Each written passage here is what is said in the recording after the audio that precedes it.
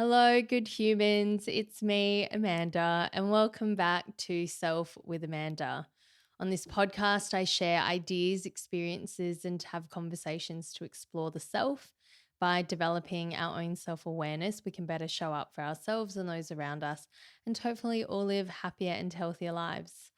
Today's episode is about burnout. I'm going to be talking through what burnout can look like, some signs to look out for, how to prevent burnout, and then what to do if you are burnt out right now or if you're right on that cusp and you know it's about to happen. I've been back from Japan now for a couple of weeks and spent about 4.5 weeks there snowboarding, working online, hanging out with some mates and catching up with a lot of my long-term Niseko friends. And when I got there, I was on the cusp of burnout. Now, if you listened to episodes from about a year ago when I was there, you would have heard me talking a lot about rest and recovery, about letting people down, because again, around the same time, I was on the cusp of burnout and then ended up burning out completely. So I wanted to share a bit about my reflections while I was in Japan and what I've learned about burnout as a result, because that was pretty significant for me last season. Let's start with this winter though. I went to Japan and had 4.5 weeks planned there. And that was following, if you've heard a previous episode, quite an intense time in Australia where we were cyclone prepping and spending time with my partner's family in the Gold Coast. So I get to Japan and I know already that it's about to come. So for me, the most important thing was resting and prioritizing sleep. And that's what I did. I spent the first week sleeping 9 hours a night, sometimes 11 hours a night, which is so rare for me. And that was a huge indicator that that's what my body, my mind, my emotional being needed in order to properly recover and recoup. And I'm so glad I got that time and that space to do it, because that is ultimately what saved me from totally burning out in that first week or two in Japan. So when I had that full week of sleep afterwards, the clarity kind of came back to me and I was able to really see, okay, how intense and the toll that the past couple of months had taken on me, and started reflecting on what it was like last season when I was there. Now, last season, I was juggling a lot of things at once. I had just officially gotten into a new relationship. We were doing long distance immediately. And then I was balancing a ton of different work. I had my usual online stuff. I was working in the resort for a company that I've worked for before. I was doing the podcast. I was juggling so many different balls at once and trying not to drop any of them. At the same time, I wanted to have fun. I was there to snowboard, so dedicating time to that while wanting to do everything and do everything well was really hard. And I had these flags, these indicators showing up to tell me the warning signs that this was coming. And of course, I knew that I was operating in the red. I was going to bed maybe at 1 or 2 a.m. sometimes, and then waking up at 6 o'clock, 6:30. So getting about 4.5 hours sleep, which is way below what I need, and relying on that to get me through loads of different work throughout the day. And that might mean a full day shift, working in retail, followed by doing all my online stuff, followed by trying to prep and do something for the podcast or create some marketing, whatever it was so much. And everyone has different capacities. to cope and to manage with certain levels of stress. My system is quite accustomed to managing and taking on chronic stress for a long period of time before it burns out. No matter what, everyone is capable of burnout, right? It's just a matter of when or how much is needed to load the system in order to get there.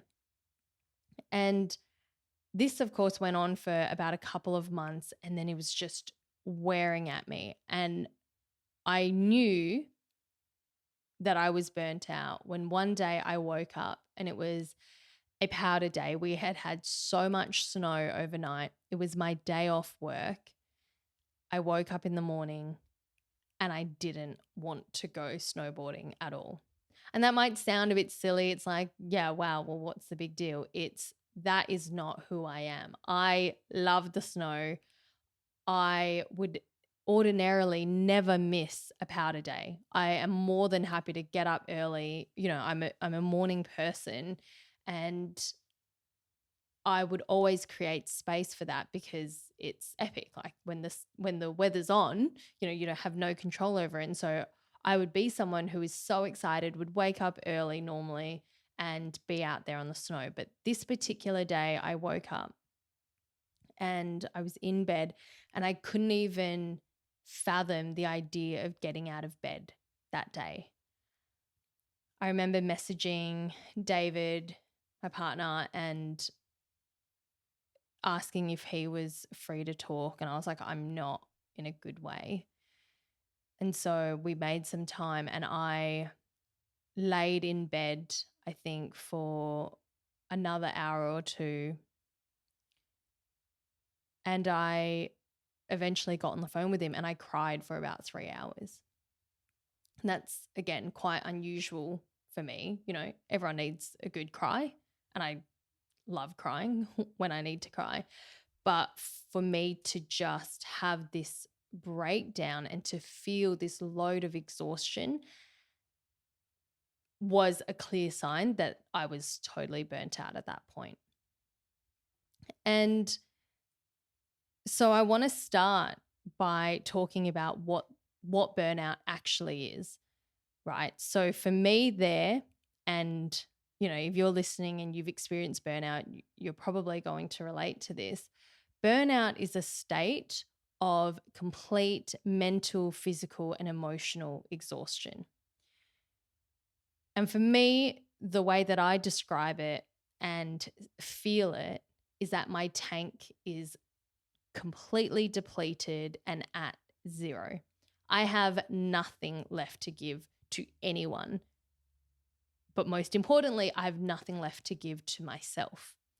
So that is the number one, that's what burnout looks like.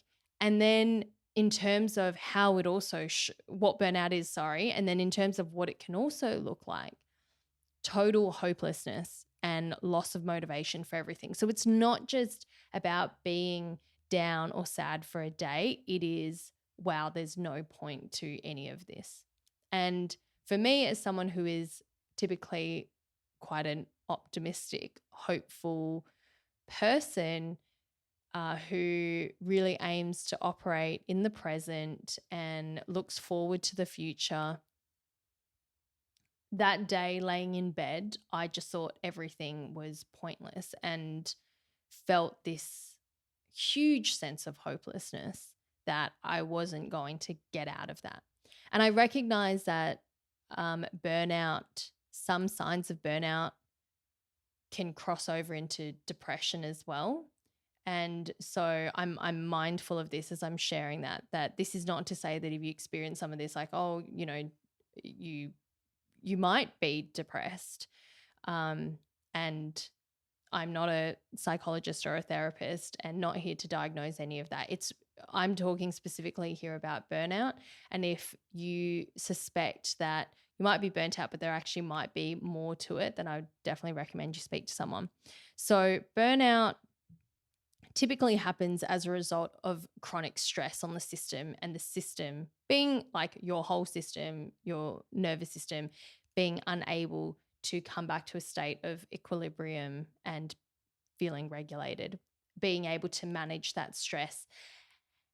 And a clear sign of that is not feeling rested after sleep, not feeling recovered no matter what it is that you do. So, for example, if you might ordinarily feel really stressed from a day at work and then you go out for a surf in the afternoon, or you go for a walk and you eat some good food and you get a good night's sleep, and the next day you wake up and you're feeling, pretty good again, well, then you're very unlikely to be burnt out.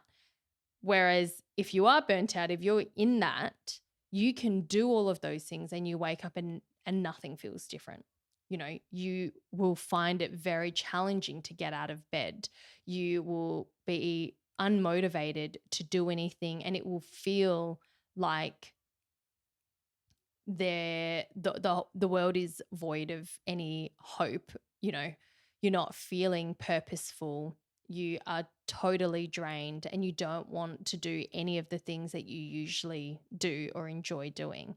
So, that sign for me was that wake up on a powder day and not wanting to snowboard is just not who I am and is not how I would ever normally be. So it's a clear sign when you are so disconnected and you don't have motivation or don't want to do all the things you ordinarily love doing. So these are just some of the signs. And again, it usually comes after a stage of chronic stress. And that stress can come from work, that can come from like general life circumstances, whether that's relationships, family, whatever it is. And it's sustained for a period of time without providing that relief. And for me, that came from all of the stress and the responsibility and managing and juggling all these things at the same time and not giving myself any relief.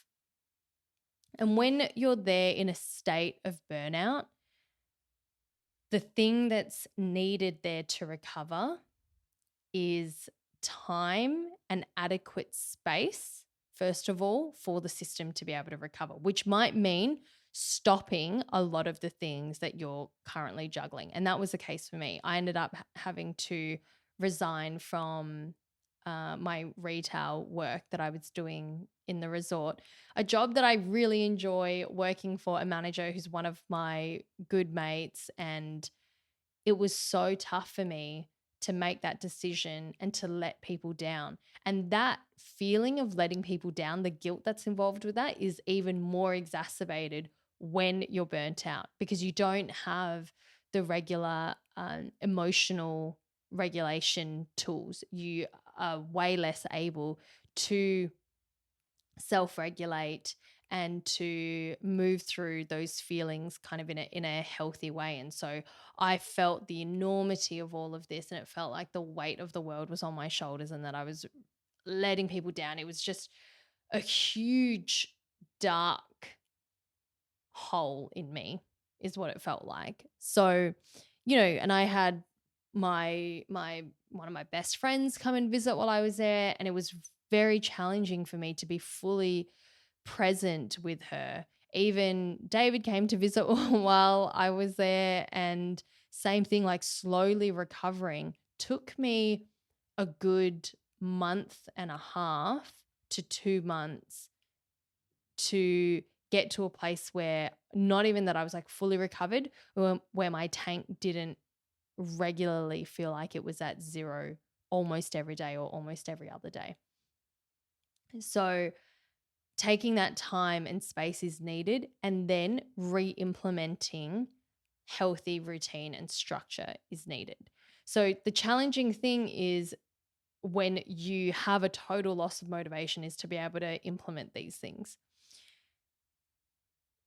What that looks like, first of all, is sleep, which is a key pillar, as Daddy Huberman would describe it. Shout out to Huberman Lab. Sleep is such a key pillar to supporting your health.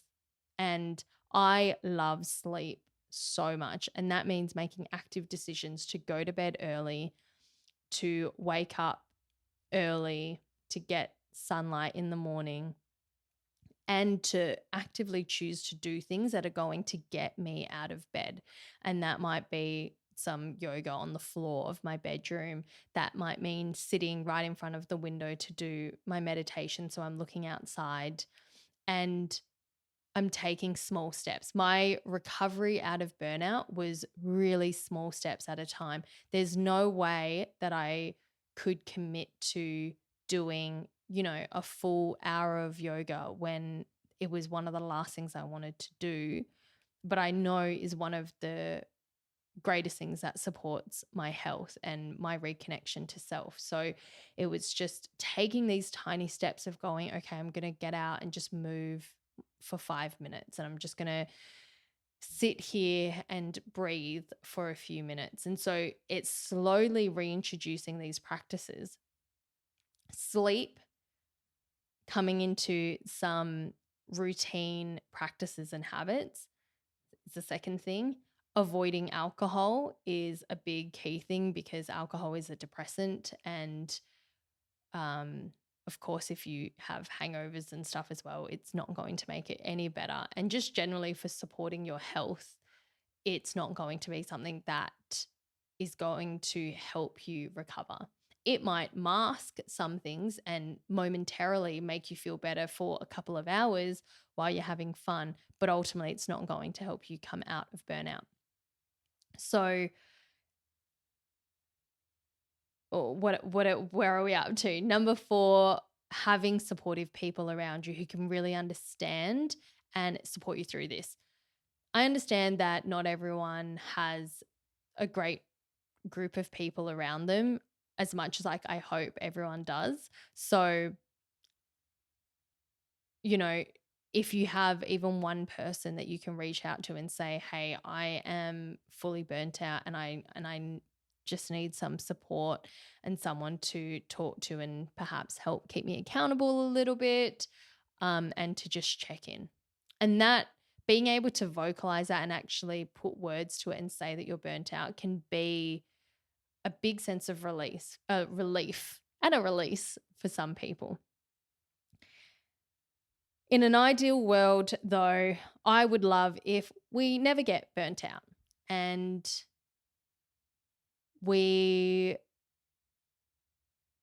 are able to prevent it, to notice the signs earlier, and to implement things in our lives that prevent us from getting there. So to finish this off, I just want to share a couple of tips there to prevent burnout and then how to notice that it's coming. In terms of what you can do regularly to support your health, again, regular, consistent sleep.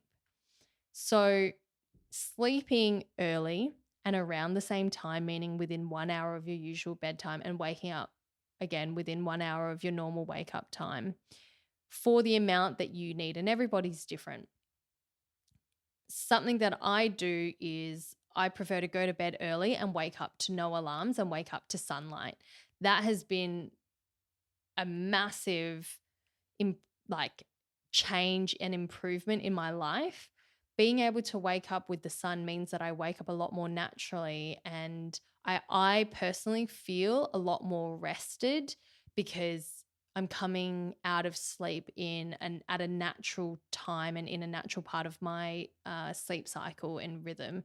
So, and also I recognize I'm very fortunate because I don't have to set an alarm to be somewhere specifically. But that does mean I'm usually up at around 5:30 or so. And there are some days where I might sleep a little bit longer, an extra hour and a half or something. And I can do that because I don't have, somewhere specific every morning. And I've created time and space for me to have a lot of time in the morning for me. And again, that's another thing, is implementing healthy morning routines and habits that help keep you grounded and that help support your nervous system from the start of the day. So by doing these practices and maintaining a regular routine, what it prevents is that tank of yours going all the way down to zero.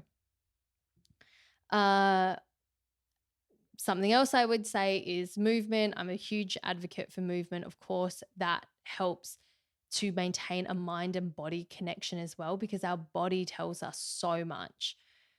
When we are constantly in a state of stress and anxiety and you are connected to your body, you will notice things in your gut, you'll notice changes in your digestion. You will feel this closing in of your body, um, more tense around your abdomen area. Perhaps you'll notice that your heart rate is more elevated through the day, that your breathing switches from nasal breathing to mouth breathing, because your nervous system is sitting in a sympathetic state for most of the day. So incorporating daily movement, and particularly practices that allow you to deepen your connection with your body, help you to notice these things as well, and to be aware of those changes in your body as a reflection of, stress that's on the system. So regular and consistent sleep, movement, morning routines, nourishing food is so important for supporting your mental and physical health. And if you haven't done so already, I would really implore you to notice how particular foods make you feel throughout the day or even the next day. So whether that's if you love snacking and eating loads of sugar, of course, when you eat it, all that dopamine's in, it's going to feel great.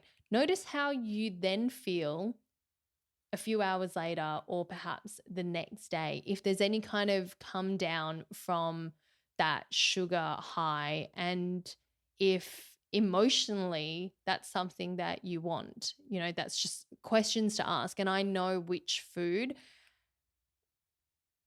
which is always vegetables for me, that I eat that really allow me to feel nourished and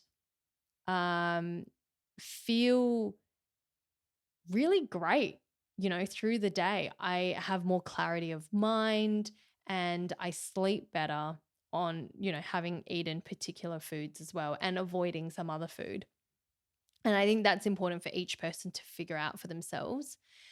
And drink lots of water. I mean, basics kind of, but it's just things that I think we neglect. And of course, avoid alcohol, like I said earlier. So these are the kind of daily routine things.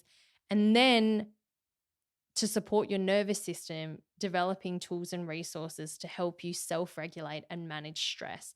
And that can be all of those things that I just mentioned earlier, but really having a couple of things that you can relieve your stress through. And that could be a sport, a hobby, something outside of, the space that you're typically in that might induce the stress. So if you work in an office environment, do something outside.